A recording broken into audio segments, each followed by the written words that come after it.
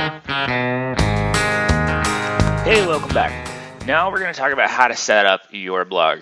Get excited. There are exactly 3 steps. Step 1, you need to choose a service, meaning who's going to host your blog. And I have the 2 big ones here. One is WordPress, the other is Blogger. WordPress, I feel like, is just the more slick, fancy one, and Blogger is the one that's way easier to set up. Now, a word about WordPress. Is that there are actually 2 services that WordPress offers.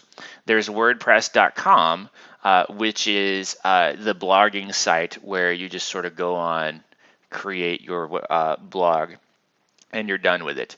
And then there's WordPress.org, which actually is a service that helps people host and build their own websites. So sometimes you'll see really slick looking websites, and at the bottom it'll say powered by WordPress. That's what that means. The one that you want is WordPress.com. All right. And so, again, both of these are free. There's no coding involved. One, kind of cool benefit to Blogger is that AdSense is built in, and it helps sort of track the people that visit you. Here's a layout of where people are on blogging platforms, and you see, I think it works out to 84% of people are either on WordPress or Google's Blogger or Blogspot. You can see, TypePad, Movable Type, LiveJournal if you're an English major from the 90s, Tumblr if you're a hipster, Squarespace, I think if you're an NPR user, this is where you go. I built it myself in HTML from scratch. These are people without girlfriends.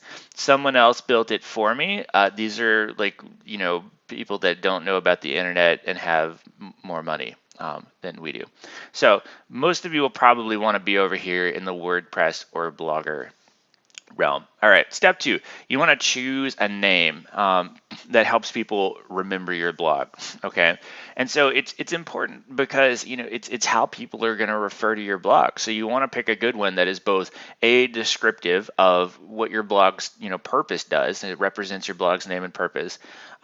It has identifiable keywords that will help you link you with whatever your content is that you're supplying, so that or is memorable. All right. And so, some of the more famous ones, there's, Mashable and Technorati and Jezebel and Laughing Squid. And none of these make any sense, but at least they're memorable. So, choose wisely when you choose your name, because once you change it, or once you get it out there, it's really difficult to change it. So choose a good name. The third thing that you need to do, and just FYI, this is the thing that you have to do as part of your assignment, is to write an about the author section. And so you can sort of think of this as whenever you buy a book, remember books, and on the inside, book jacket cover, it talks about the author. It's just like that, but only 60 to 80 words. And it's supposed to, do a couple things. Talk about yourself, talk about what you're interested in, why you're writing, and why, most importantly, why you are an expert and or experienced in a given topic. So it just sort of establishes credibility while also making you kind of interesting. An important part of this is that you always write in the third person, I'm assuming, so that you can tell people that somebody else wrote it about you. But for whatever reason, whenever you write in the third person, it makes you sound more credible. Researchers do it all the time. So write your about the author in the third person, meaning I would write, Adam Klutzer is a doctoral candidate from Virginia Tech who enjoys sarcasm and long walks on the beach. That's the third person. Here are some good ones that I enjoy. Jeremy was born with 6 toes on each foot. The extra toes were removed before he was a year old, robbing him of any superpowers and ending his crime-fighting career before it even began. Perhaps better down in the middle here, John Phillips is a designer, developer, typography lover, and musician. Nerd. He's also the founder of Spire Studios. And then finally, Joel Falcon. It wasn't always a cubicle dweller. There was a time when he worked in his pajamas at home as a freelance writer. But then I'm assuming he decided that he didn't want to starve and got a real job. So anyway, now we move on to some tips for everyday blogging. Get excited. You don't have to blog every day, but every day in the adjectival form, meaning the day-to-day of blogging. So most people, what do I blog about? And we're going to come back to this later when we talk about choosing a topic. But just know that 60% of all blogs deal with blogging about hobbies or interests, because most blogs are people that are writing for themselves. Now you guys are writing. And for your business. So you would probably not want to opt for the diary style, because that would be really weird. So what you need to think of is the point there at the bottom, things that are interesting and useful to your audience. Obviously. And so think back to the example of Southern states, and we talk about jumpstarting our calves. That's something that for their target audience is really beneficial. So be thinking, about your project. What would my people want to hear? How often do I write? The answer is frequently, and I say that in quotations because there really is no consensus on how often to write, because there are so many different types of blogs, so many different types of blog readers. So, for example, the Huffington Post publishes like 50 things a day. Other people that just do the diary style maybe publish once a month. But for our purposes, if you're a business, if you're an organization that wants to make a concerted effort to, have an online blog presence, probably the happy medium is 2 to 3 times a week. And so the usefulness in this comes from the timeliness, right? So you want to have good material there whenever people check back, and then publish regularly. I have there at the bottom, think of a TV series. So imagine, and this is actually kind of funny because it's a terrible example. Imagine if you really loved The Walking Dead. This could be any of you. And they published released the first 6 episodes in 1 week, and then took a 9-month hiatus, and then came back and published 1 episode, and then took another month off, and then on month 12 published the remaining 8. This is pretty close to what they actually do, because I feel like they always have this like mid-season finales, whatever that means. But what I'm getting at is that the more frequently and regularly you post, the more people are going to be able to check back at a time that they would expect to find stuff, and then find it, and then be happy with you because it was there when they wanted it to be. So if you're going to publish 2 to 3 times a week, publish 2 to 3 times a week. If you're going to publish once a week, publish once a week. But whatever you do, do it consistently so that your readers have a sense of when like new information is going to come out. All right, so this is just a graph of when people post. You can see here that active bloggers, like 11% of people post in the last 24 hours, or like a little more than a quarter have posted in the last week, 42% posted in the last month, 54% in the last 3 months. These are people that like started a blog and then sort of faded out. So. All right, how formal should I be? This is another good question that I get all the time, not just in life, but from people in the class.